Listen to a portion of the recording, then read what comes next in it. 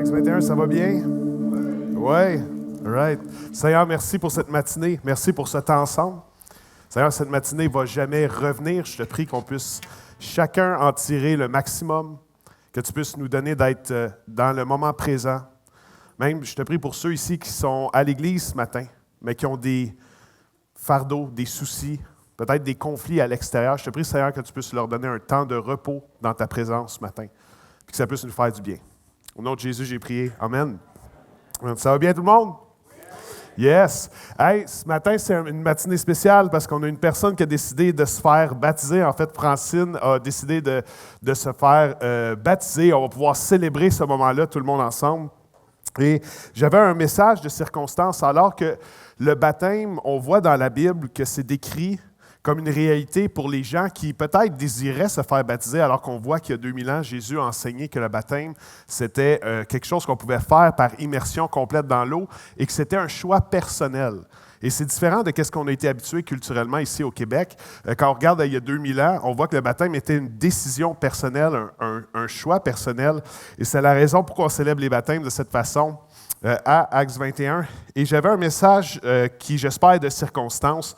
Ce matin, le titre de mon message, c'est « Je choisis d'avancer ». Je choisis d'avancer. Et c'est un choix, vous savez, d'avancer. Je regardais un documentaire hier et en fait, j'ai été surpris, je n'avais jamais entendu ça, de savoir que certaines espèces de thons et d'autres de requins ont absolument besoin d'avancer pour survivre. Vous savez pourquoi? Parce que quand ils avancent, c'est la seule façon qu'il y a une assez grande quantité d'eau et donc d'oxygène qui rentre dans leurs branchies et ça leur permet d'avancer. Ça leur permet en fait de survivre. Il n'y a pas de vie s'ils n'arrivent pas à avancer. C'est la raison pourquoi même certains requins, lorsqu'ils dorment, ils avancent à basse vitesse pour au moins avoir un petit peu d'oxygène. Le chrétien aussi, pour avoir une vie spirituelle bien oxygénée, on se doit d'avancer. Parfois, les gens pensent qu'à Acts 21, on fait la promotion de la religion. On ne fait pas la promotion de la religion. On fait une promotion d'une relation d'amour et de grâce avec Dieu, et c'est très différent.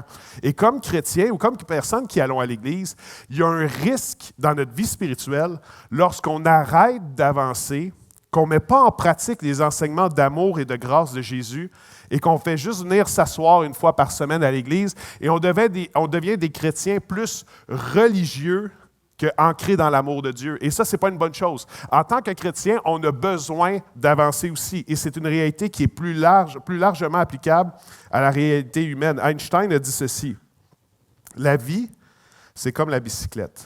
Il faut avancer pour garder l'équilibre. Et j'aimerais te dire que dans la vie chrétienne, on a besoin aussi d'avancer pour garder un équilibre. Maintenant, 2 notifications ce matin avant de commencer. Premièrement, je vais nous défier à certains instants au niveau de nos vies personnelles. Je l'espère que ça va vous parler. Mais en aucun temps, première notification, en aucun temps est-ce que la Bible parle d'être parfait ou de perfection. C'est-à-dire qu'on ait des vies qui soient parfaites. Ça, c'est juste Christ qui l'a accompli. Et nous, c'est malheureusement hors de notre portée. On est parfait en Christ, mais dans les faits, on ne sera jamais parfait sur terre. Et ce que la Bible enseigne, ce n'est pas la poursuite de la perfection, mais la poursuite du progrès. Et la Bible nous demande d'avancer spirituellement. Et deuxième chose, je ne maîtrise pas parfaitement ce sujet, parce que comme vous, moi aussi, je suis imparfait. Si vous avez des doutes, demandez à mon épouse. Ça va lui faire plaisir de vous mettre à jour à ce niveau-là. La semaine passée, je jouais au hockey, puis c'était la dernière fois qu'on jouait de la saison ensemble. Il y avait plusieurs gens de l'Église aussi qui jouaient. Et à un moment donné, je surveillais quelqu'un, puis le sport, c'est émotif. Moi, je suis une personne émotive, fait que dans le sport, c'est émotif. Et on est la personne que je surveillais a fait un but la semaine passée. Et j'étais fâché, j'ai laissé aller un mauvais mot, mais pas fort. Comme ça, personne n'a entendu, sauf le gardien de but. Mais après avoir dépompé, je regarde le gardien, je suis comme « Hey, c'est un membre de l'Église Acts 21, ça? » Fait que juste vous dire, je ne suis pas parfait d'aucune façon, OK? Mais ensemble, on va essayer de progresser ce matin, progresser en parole notamment. Alors ce matin, le baptême, c'est un encouragement pour ceux d'entre vous que vous aimez Dieu, mais que vous n'avez jamais vécu cette expérience-là, ou vous l'avez peut-être vécu quand d'autres personnes ont choisi pour vous, par exemple en étant baptisé bébé. Le baptême, c'est une décision personnelle. C'est une décision magnifique de symboliquement se plonger dans l'amour de Dieu, de prendre toutes les choses qui sont toxiques en nous, de laisser ça dans les eaux du baptême spirituellement et de ressortir en nouveauté de vie. Et la Bible nous dit que Dieu lui-même va nous aider à changer si on se tourne vers lui et on lui demande de l'aide et on décide de se faire baptiser. Et il y a une puissance, j'ai vu des puissances de transformation dans la vie des individus, entre autres des personnes ici à Acts 21, à travers ce magnifique symbole-là qui est le baptême. Ce matin, j'aimerais faire un parallèle entre le baptême et un des événements les plus marquant historiquement dans la Bible. Ça s'est passé il y a plus de 3500 ans et c'est la traversée de la mer Rouge par les Israélites. Et c'est l'une aussi des premières préfigurations du baptême. Alors ce matin, on va parler ensemble de 3 clés pour avancer. Première clé, un amour et une grâce. Deuxièmement, un regard vers l'avant. Pas pour regarder derrière puis perdre notre temps en arrière, un regard vers l'avant. Et troisièmement, une nouvelle identité. Et on va décortiquer qu'est-ce que la Bible enseigne sur ces thèmes-là. La première clé, un amour et une grâce. Dans Osée 11.1, le prophète Osée résume la dynamique entre Dieu et le peuple d'Israël comme une relation d'amour. Voici ce qui est écrit. « Quand Israël était jeune, je l'aimais, et j'ai appelé mon fils à sortir d'Égypte. » Le peuple israélite était en esclavage en Égypte, dans la région de Goshen.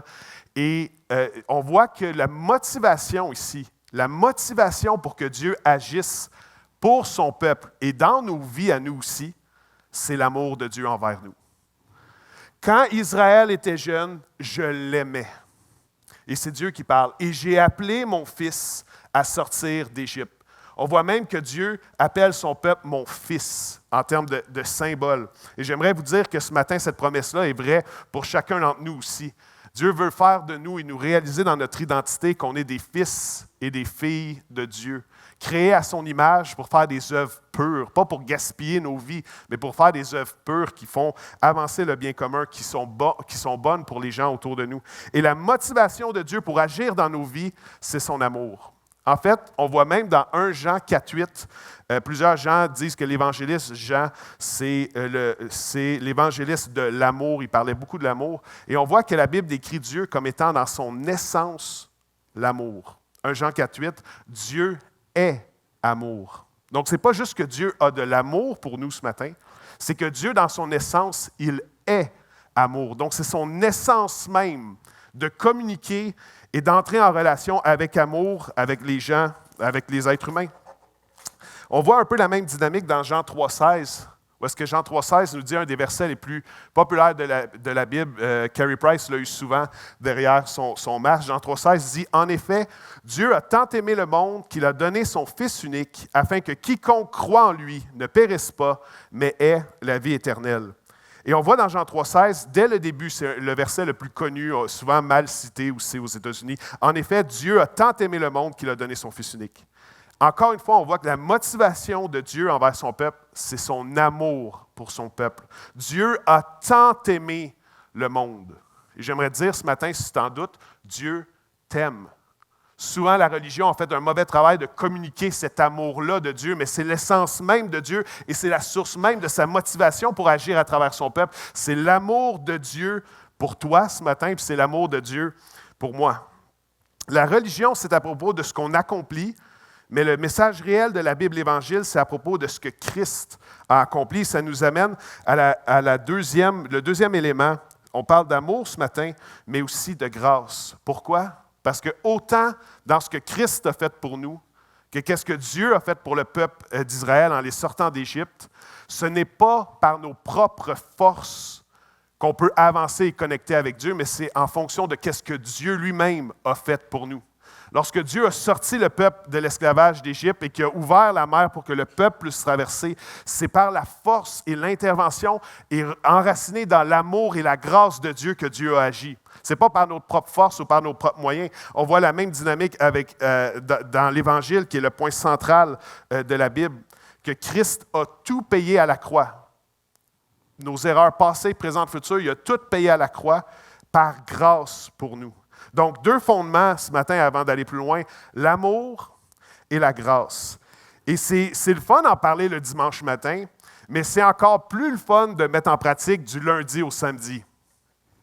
Et c'est là où est-ce que le défi se passe vraiment aussi. J'aime tellement le verset 2 Thessaloniciens 3,5, je méditais là-dessus cette semaine, c'est l'apôtre Paul qui a écrit « Que le Seigneur dirige vos cœurs vers l'amour de Dieu et vers la patience de Christ. » Quelle belle prière! Que le Seigneur dirige votre cœur vers l'amour de Dieu et vers la patience de Christ. Quand votre enfant écrit sur les murs, que le Seigneur dirige votre cœur vers l'amour de Dieu et la patience du Christ. Quand votre bébé lance sa nourriture, quand votre chum ou votre mari agit comme un bébé, quand votre boss ignore les réalités de votre travail et vous critique injustement, quand vous êtes à la file d'attente à la SAC ou pour votre transport, ou quand vous êtes pressé, moi j'avoue celui-là j'ai de la misère, quand vous êtes pressé pour mettre du gaz dans la voiture parce que vous avez un rendez-vous et que la personne en avant de vous au dépanneur joue à la loterie. Que certains identifient. Non, pas plus que ça. J'étais sûr que vous alliez tous vous identifier à ce problème-là profond de notre société. C'est quelque chose de difficile pour moi. Seigneur, dirige mon cœur vers l'amour de Dieu et vers la patience de Christ.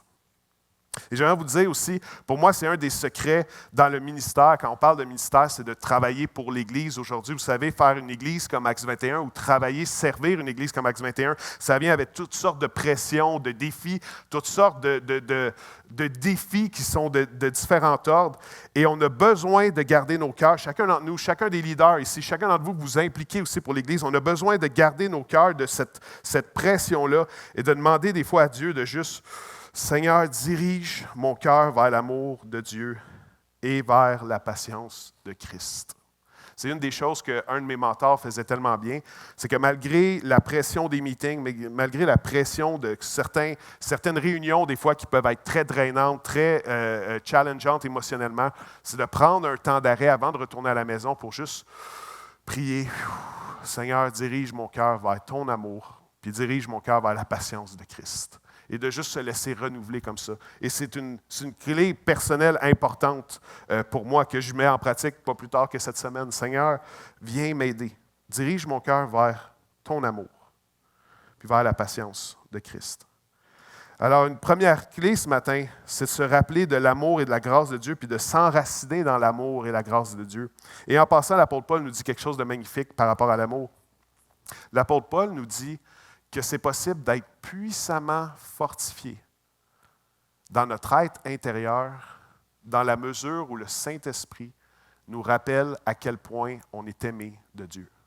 Et de juste se ressourcer dans cette pensée-là, que Dieu nous aime, malgré ce qu'on traverse, malgré les pressions, malgré ce qu'on vit, malgré des conflits, malgré peut-être des trahisons que certains d'entre vous avaient vécues, de juste... se demander à Dieu de venir nous remplir, nous fortifier dans notre être intérieur en se souvenant et alors que le Saint-Esprit nous révèle l'amour de Dieu pour nous. Maintenant, si on revient au peuple d'Israël qui est sorti de l'Égypte, en traversant la mer Rouge, le peuple de Dieu a été officiellement libéré. Parce que juste avant, c'était des combats, c'était une crainte, alors que le peuple de Dieu était sorti de l'esclavage et que le Pharaon et les Égyptiens ont changé d'idée, ont décidé de les pourchasser, probablement pour en tuer la majorité. Et alors qu'il y avait cette pression-là, Dieu est intervenu et a tracé un chemin où est-ce qu'il n'y avait pas de chemin. En passant, il faut que je vous fasse une mention là-dessus. Est-ce que certains d'entre vous, vous êtes reconnaissants que Dieu a tracé un chemin là où il n'y avait pas de chemin dans vos vies, dans des moments où est-ce que c'était difficile? Amen. Certains d'entre vous, c'est votre témoignage, que Dieu a ouvert un chemin. Il n'y en avait pas de chemin, il n'y en avait pas d'issue, il n'y en avait pas d'espoir. Certains d'entre vous, je recevais des gens magnifiques chez nous il n'y a pas longtemps, ils nous contaient comment est-ce qu'eux, il y avait un moment où est-ce que c'était tellement difficile pour eux, qu'est-ce qu'ils vivaient, c'était tellement tough. Et c'est le moment où est-ce qu'ils ont plié le genou et qu'ils ont demandé de l'aide à Dieu que Dieu a ouvert un chemin surnaturel pour eux. J'aimerais vous dire, Dieu le fait encore aujourd'hui. Moi, c'est une des raisons pourquoi je suis pasteur aujourd'hui. C'est parce que oui, j'ai étudié, oui, je tripe sur la Bible, j'aime la théologie, j'aime Christ, mais j'aime aussi comment Dieu a agi dans ma vie et comment il a ouvert un chemin où il n'y avait pas de chemin. Et aujourd'hui, je suis reconnaissant et je veux lui offrir ma vie pour ça. En traversant la mer Rouge, le peuple de Dieu a été officiellement libéré. Alors que les eaux se sont refermées sur les Égyptiens, ça a confirmé que les Israélites étaient officiellement libérés. Maintenant, écoutez, ne manquez pas ceci. Dieu a sorti en quelques jours les Israélites de l'Égypte. Mais ça a pris 40 ans pour que Dieu sorte l'Égypte du cœur des Israélites. 40 ans dans le désert, à cause des marques, à cause des patterns de pensée, à cause de tous les abus qu'ils avaient subis. Ça a pris des longues années pour que l'Égypte soit sortie d'eux. Et ça ne vient pas de nulle part, ça vient de 400 ans d'esclavage, où est-ce que c'était une identité familiale, où est-ce que c'était des parents esclaves qui élevaient leurs enfants esclaves, qui à leur tour devenaient adultes et élevaient des enfants esclaves. Et dans ces patterns familiaux-là, malsains, il y a eu quelque chose comme une distorsion, une destruction. Ça a pris du temps au peuple d'Israël de pouvoir se sortir de cette mentalité-là d'esclavage. Et je pense que c'est un beau parallèle avec plusieurs d'entre nous, alors qu'il n'y a personne ici qui a vécu une enfance parfaite, une adolescence parfaite, qui a eu juste des adultes parfaits autour d'eux. Et à travers tout ça, il y a des distorsions qui se créent. Et quand on est aussi, moi je pense que quand on est profondément distorsionné et on doit apprendre à marcher dans l'amour toute notre vie. Mais Dieu veut nous aider à sortir de ces patterns-là. Et là, ça m'amène à la prochaine clé ce matin. Après avoir parlé de l'amour et de la grâce de Dieu, prochaine clé, un regard vers l'avant. On n'est pas appelé à sans cesse ressasser le passé et de toujours se souvenir du passé et de toujours se victimiser à travers le passé. Il y a un moment où est-ce que Dieu nous demande de regarder vers l'avant.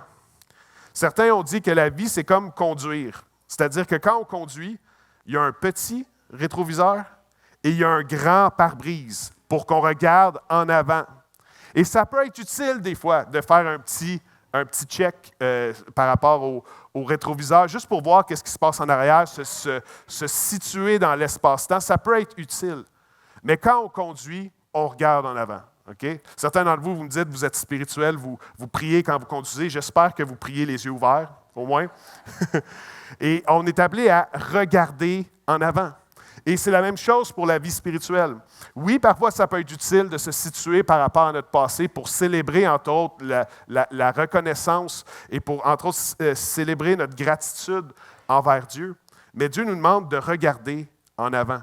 Dieu nous demande d'avoir le regard fixé vers l'avant. Ne laisse pas ce qui est derrière toi te priver de ce qui est devant toi. Et moi, j'aimerais même dire ce que Dieu en réserve pour toi à l'avant.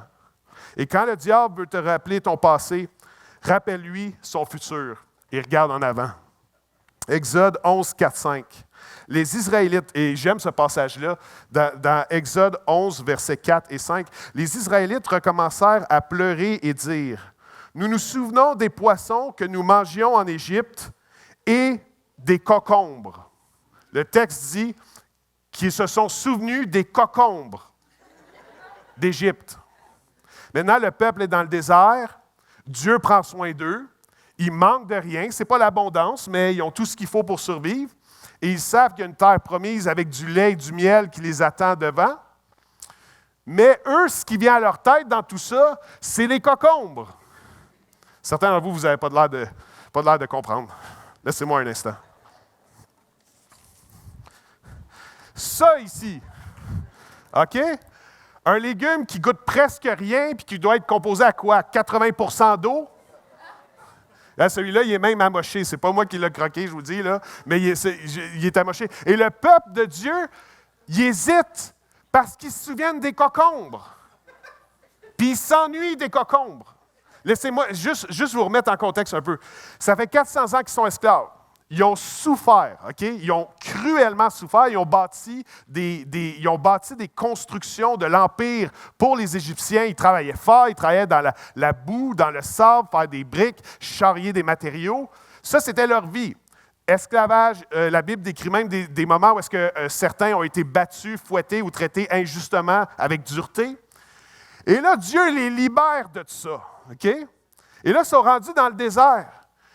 Et la façon qu'ils montrent leur gratitude à Dieu, c'est ils commencent à pleurer puis ils disent « Au moins là-bas, on avait des cocombres. » C'est fou quand même. Ça ne devrait même pas être dans la Bible tellement c'est niaiseux ce qu'ils ont dit. En Égypte, on s'ennuie des cocombres.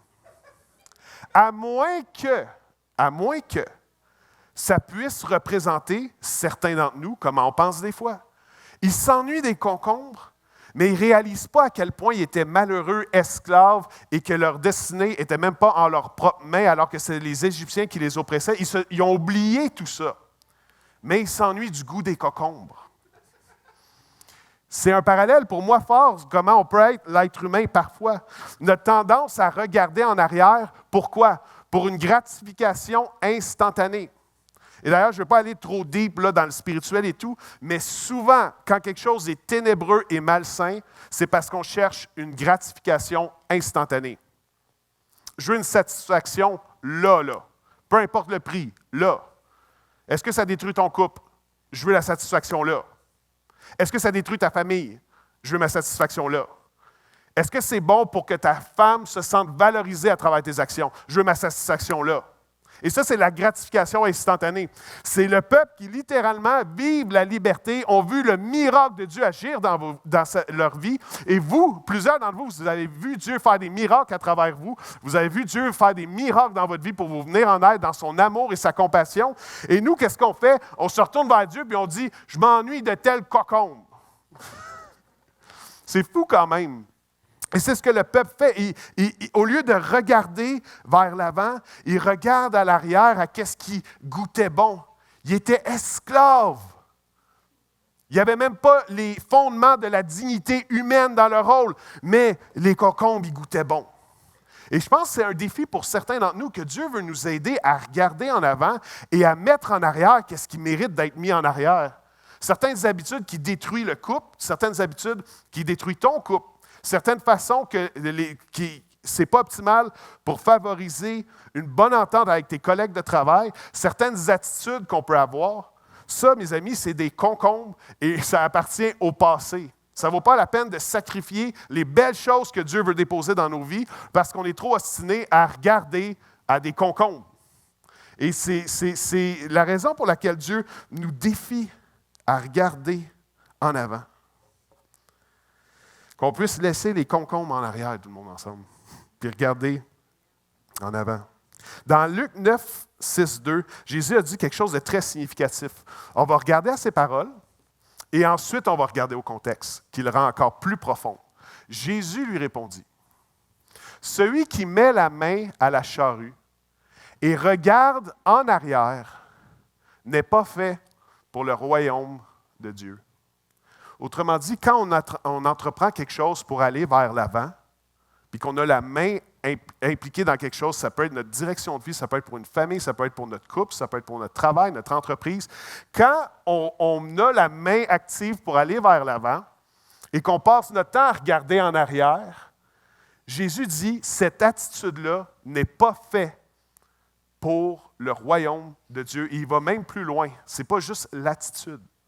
Il parle de la personne. Celui qui met la main à la charrue et regarde en arrière n'est pas fait pour le royaume de Dieu. Et vous savez dans quel contexte Jésus a dit ça? Et ça rend ses paroles hallucinamment profondes pour moi. C'est le contexte que Jésus a dit ça lorsqu'il faisait du ministère de la Galilée vers Jérusalem. Donc, il était en direction de Jérusalem. Et vous savez qu'est-ce qu'il attendait à Jérusalem? Sa mort, donc en ordre, sa trahison, l'abandon de tous ses disciples, la crucifixion, avec arrestation, procès irrégulier de nuit, toutes les peurs qu'on peut avoir en tant qu'être humain, Christ les a tous traversées les unes après les autres avant de finalement mourir crucifié. Certains disent probablement complètement nu, certains théologiens disent probablement complètement nu, et humilié, et même alors qu'il poussait ses derniers souffles, les gens autour de lui se moquaient de lui. Ça, c'est ce qu'attendait Jésus.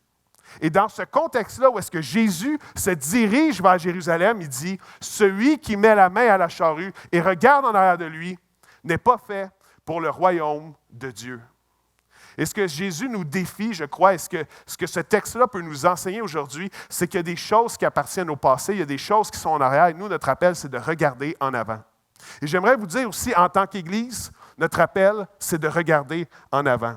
Oui, parfois, peut-être, on a vécu des temps difficiles. Oui, peut-être qu'il y a eu des moments où est-ce qu'on était stressé. L'année passée, j'étais stressé à différents niveaux. Oui, peut-être que les dernières années, il est arrivé des choses. Peut-être que oui, on a vécu des déceptions. Peut-être que tu as vécu des déceptions à Acts 21. Peut-être que tu as vécu des déceptions dans une autre église. Et des fois, il y a eu des choses graves dans les églises au Québec. Et ça, je ne le nie pas et je ne le défends pas d'aucune façon.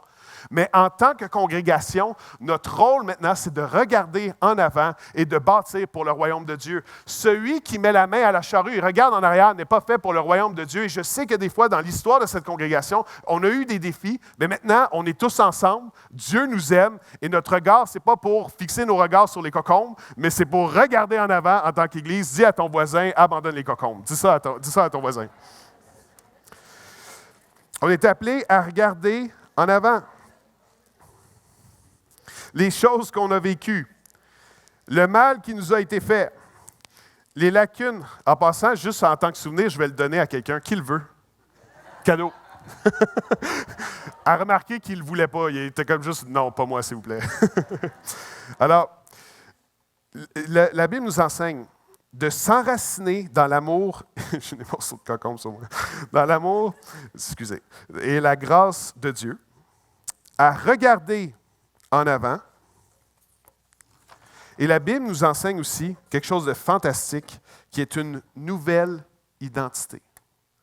La Bible nous défie à revêtir une nouvelle identité. Et avant de plonger dans ce point, j'aimerais expliquer une des raisons, puis je ne suis vraiment pas un expert, mais selon ce que j'ai lu, c'est quelque chose qui est significatif en lien avec ce thème-là. C'est que l'être humain, chaque être humain a cette tentation-là de vivre avec ce qu'on appelle l'effet Pygmalion. Okay? L'effet Pygmalion, c'est que lorsque tu crois profondément quelque chose sur toi-même, tu as beaucoup plus de chances que ça se réalise, non pas à cause d'un système magique que vu que j'y crois, ça arrive ou des choses comme ça, juste à cause que psychologiquement, quand tu es convaincu d'une réalité sur toi-même, tu vas agir de certaines façons où tu risques d'attirer ce à quoi tu as peur ou ce à quoi tu veux éviter. Par exemple, si quelqu'un ici, puis c'est une des grandes peurs des êtres humains, plusieurs personnes ont lutté avec ça, ou vous avez ce défi-là ce matin, en lien avec le rejet. Si j'ai constamment peur d'être rejeté, puis que je me dis, OK, j'ai aucune valeur, personne ne va m'écouter. Si j'ouvre la bouche, ça ne sera pas intéressant. Si je parle dans tel contexte, je serais mieux de me taire. Je devrais longer les murs parce que personne ne veut être avec moi. Les gens aiment mes amis, mais moi, tout le monde me déteste. Et tout ce genre de pensée-là, l'effet Pygmalion dit que ce genre de pensée-là, profondément, vont se manifester par des attitudes et des actions, des pensées et des paroles. Et ça, c'est psychologiquement prouvé. Vous irez faire vos recherches sur l'effet Pygmalion. Cette peur-là d'être rejeté va se manifester, non pas parce que tu n'as pas de valeur ou que les gens ne t'aiment pas, mais parce que toi-même, tu as de la difficulté à être quelqu'un qui attire, par exemple, les bonnes relations ou autres, à cause de ces mauvaises pensées-là qui t'amènent à avoir des comportements qui sont plus antisociaux. C'est fort quand même. Autrement dit, l'effet Pygmalion parle d'effets de prophéties autoréalisatrices, des fausses croyances qu'on pense sur nous et qui nous amènent malheureusement à vivre ce à quoi on ne veut pas vivre ou ce à quoi on a peur de vivre, et ça se réalise à cause qu'on a cette croyance-là profondément ancrée en nous.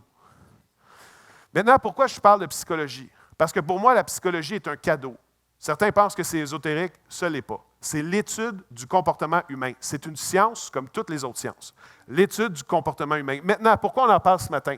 Parce que c'est une réalité, mais je crois, et ça je le crois de tout mon cœur, que la sphère spirituelle de l'être humain, parce que la Bible fait référence à notre âme et notre esprit, la sphère, surtout l'esprit, la sphère spirituelle de l'être humain est encore plus profonde que la sphère cognitive ou psychologique. Et dans le cas de l'effet Pygmalion, qui est une réalité psychologique, si on va chercher les racines mauvaises qui sont spirituelles, on peut se libérer de phénomènes négatifs comme l'effet Pygmalion. Parce que la spiritualité, pour moi, est plus profonde que la psychologie. Donc, la psychologie et la spiritualité, dans une personne équilibrée, pour moi, fonctionnent comme ça. Ce n'est pas en déni un contre l'autre, c'est comme ça. Et dans le cas de notre identité, la Bible nous parle d'une transition. Quand le peuple israélite a traversé la mer et que les eaux se sont refermées sur les Égyptiens, pour la première fois en 400 ans, le peuple israélite était véritablement une nation libre. Pas arrivé à destination, au moins libre, pour la première fois. Et pour illustrer ce concept-là de la nouvelle identité, parce qu'alors que cette transition-là, le peuple a une nouvelle identité, j'aimerais qu'on puisse se référer à un film très profond, théologique, et qui a peut-être gagné plein d'Oscars, qui sait, c'est-à-dire Le Roi Lion. Alors, c'est un petit peu sarcastique mes commentaires. Alors, on va regarder un clip du Roi Lion. Et juste avant, je voudrais vous mettre en contexte. Le Roi Lion, c'est une histoire relativement simple. Et en passant, je ne vais pas montrer des scènes de ce film-là, parce que ça, c'est le remake. Mais les vrais savent que la version 93 ou 94, c'est ça la vraie version du Roi Lion, encore aujourd'hui. Alors, je vais vous montrer la vraie version, OK? Pas la version moderne que, franchement, elle était correcte, mais c'est pas le classique que l'autre était. Alors, le film, un résumé rapide, c'est une histoire à propos de la honte et de la culpabilité. Vous savez, le jeune Simba naît, et là, il est vu comme le prochain roi. Et là, son père meurt, Mufasa meurt. Et en passant, si vous voulez savoir si vous avez une âme, si vous avez une charité chrétienne, si vous pleurez quand vous regardez la scène où Mufasa meurt, il y a peut-être de l'espoir. Sinon, c'est impossible. OK? Chaque être humain normalement constitué pleure quand Mufasa meurt. Alors, Mufasa meurt, le père meurt, c'est tragique. Le monde du petit Simba, il s'effondre. Et là, Simba va dans le désert. Et en fait, il apprend un mode de vie égocentrique, le Hakuna Matata, qui caractérise un peu le passage obligé de l'être humain à travers l'adolescence vers la vie adulte, où est-ce qu'on prend des responsabilités pour nous-mêmes et qu'on prend des choix de vie pour nous-mêmes. C'est un peu la symbolisation. Et là, le jeune Simba, il devient un adulte, mais il devient un peu un adolescent. Il vit pour lui-même, il n'y a pas de cause, il ne contribue pas d'aucune façon. C'est « je fais ce que je veux et les autres, j'en ai rien à cirer ». Et il y avait un rôle identitaire qui était d'un jour être le roi et de rétablir l'équilibre. Et en fait, le passage, la transition entre le Simba adolescent, égoïste, égocentrique, à celui qui fait la contribution qui était attendue de lui à la société. Le passage entre ces deux-là, c'est un moment où est-ce qu'il y a un rappel de son identité. Donc, c'est le moment où est-ce que son père, ce n'est pas pour encourager le panthéisme ou de parler aux morts, ce n'est pas le point, mais c'est le moment où son père lui rappelle qui il est vraiment. Et l'emphase est sur quoi? Elle est sur l'identité. On regarde le clip ensemble. Simba.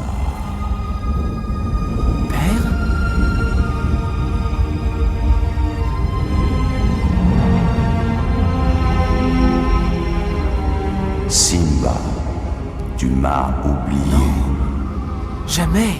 Tu m'as oublié en oubliant qui tu étais. Regarde en toi, Simba. Tu vaux mieux que ce que tu es devenu.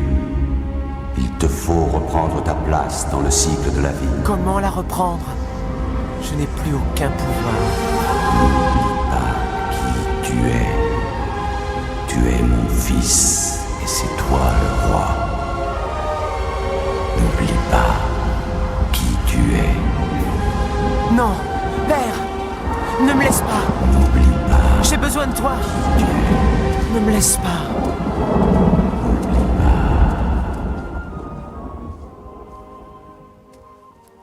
Alors, dans cette scène-là, ce qu'on voit, c'est que le Père céleste rappelle à son Fils son identité.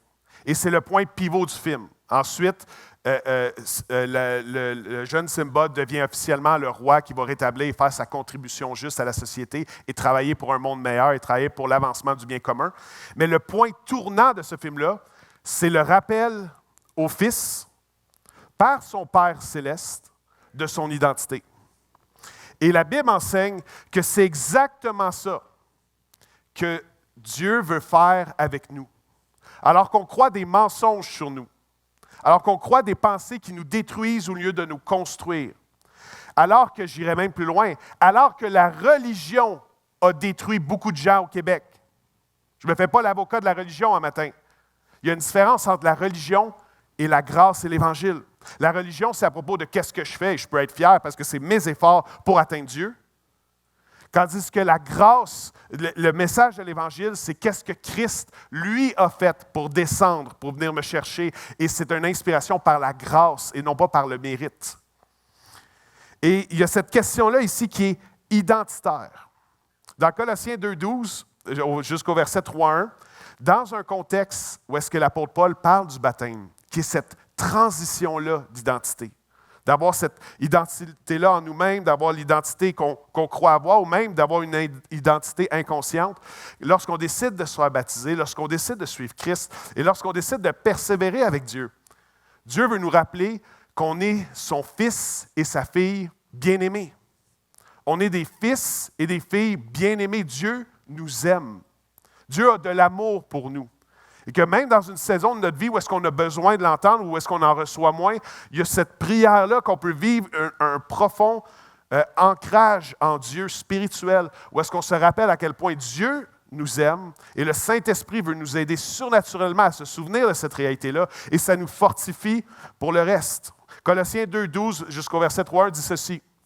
Vous avez en effet été ensevelis avec lui par le baptême et vous êtes aussi ressuscités en lui et avec lui. Ici, le passage parle du baptême en lien avec ce que Christ a fait pour nous. Vous avez été ensevelis avec lui par le baptême, avec Christ, et vous êtes aussi ressuscités en lui par la foi en la puissance du Dieu qui l'a ressuscité. Et ça, c'est intéressant, le mot foi, parce que certaines personnes pourraient dire, est-ce que tu peux prouver ce matin, hors de tout doute, scientifiquement, que Dieu existe? Et je pense qu'une réponse honnête et réaliste à ça, c'est non, parce qu'il y aura toujours une portion de foi. Il y a des évidences qui sont là. Ça parle ici de la mort et de la résurrection de Christ. Il y a plein d'évidences pour ça, plein d'évidences.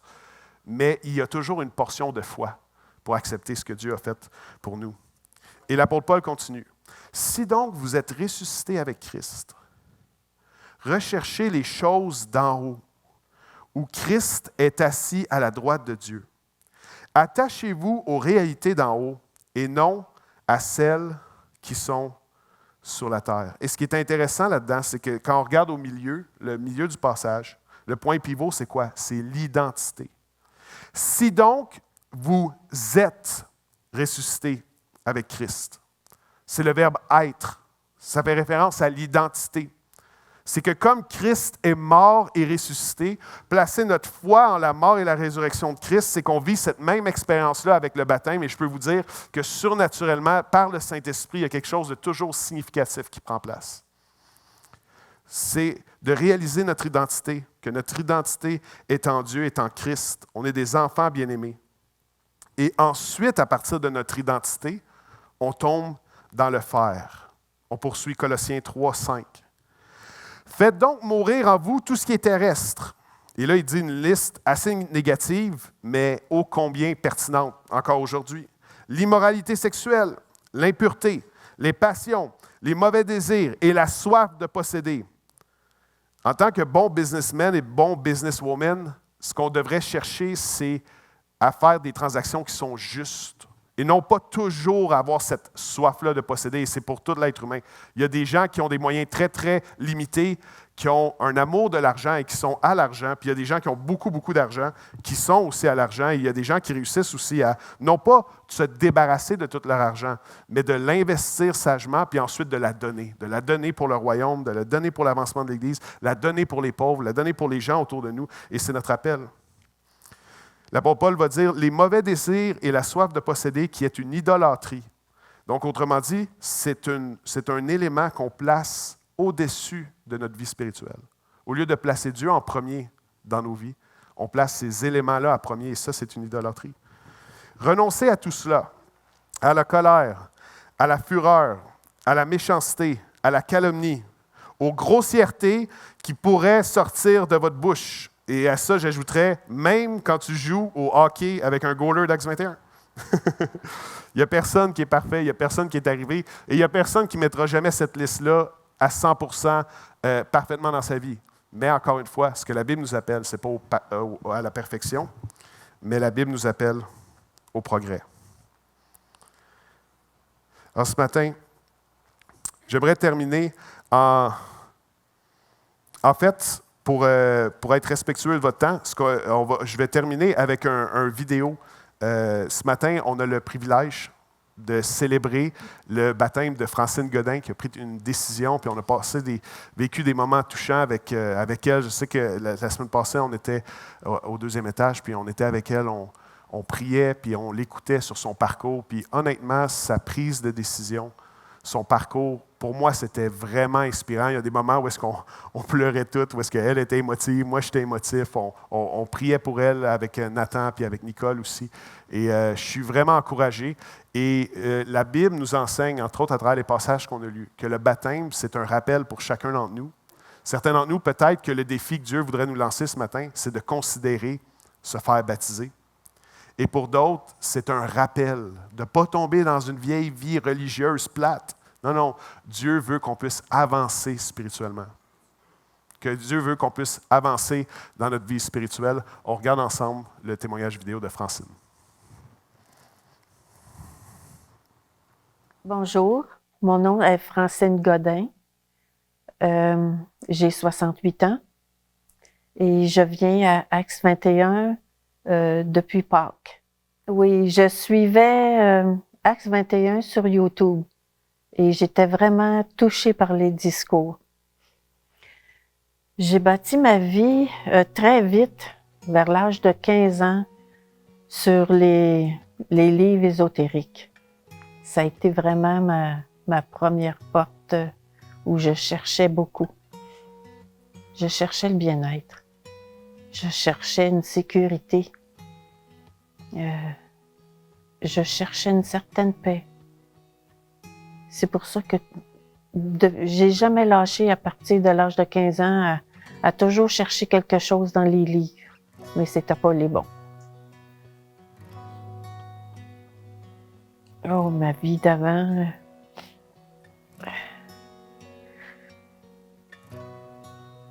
J'ai cherché dans beaucoup de choses. Les sciences occultes, la boisson, la drogue. J'allais voir les voyants. J'ai touché un peu à tout ça. Et c'est ça que je cherchais. La première fois que j'ai connu Jésus, c'est par une amie qui a adhéré à une église. Elle a été baptisée et on s'en parlait souvent. Jusqu'à temps que moi-même, j'ai été à cette église et j'ai été touchée par Jésus. Et en lisant un livre aussi de Mario Mescot qui parlait, je pense que c'était l'Apocalypse, et j'ai tellement été touchée. Jésus m'a apporté une paix et une sécurité. Celle que j'ai toujours cherchée, finalement. Et de me sentir bien et bénie. Et de m'avoir attendu tout ce temps. Car j'ai fait un long détour. Alors, j'ai compris que Jésus est vraiment mort pour me sauver, pour me guérir et me promettre la vie éternelle, la paix, avoir des frères et sœurs dans l'Église, d'être béni et d'être éclairé et guidé par lui. Car il y a une phrase que je gardais tout le temps depuis que j'ai connu au tout début Jésus. Je m'étais acheté une petite Bible, puis j'ai fait faire une couverture en cuir. Et je me rappelle plus où j'ai trouvé cette phrase-là, ou si ça m'était venu comme ça. Je te montrerai le chemin que tu dois suivre. Puis cette phrase-là, je l'ai jamais oubliée. Je veux me faire baptiser parce que je veux vraiment que ça soit le signe de ma renaissance. Renaître à nouveau Et je suis certaine que ça va être ça pour vrai, renaître à nouveau.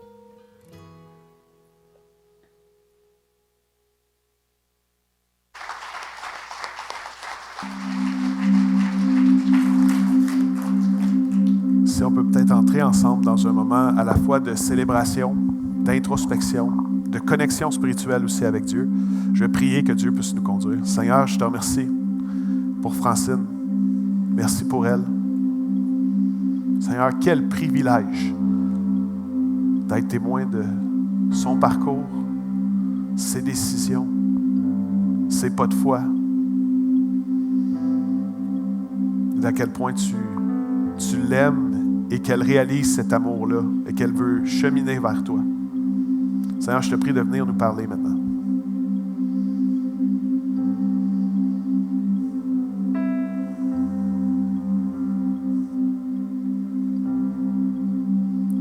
Seigneur, je te prie que tu puisses nous rappeler notre identité réelle. Seigneur, il y a beaucoup de gens qui croient des mensonges sur qui ils sont, qu'est-ce qu'ils valent, l'importance qu'ils ont ou le manque d'importance qu'ils ont. Seigneur, je te prie ce matin que tu viennes puissamment nous fortifier dans notre être intérieur.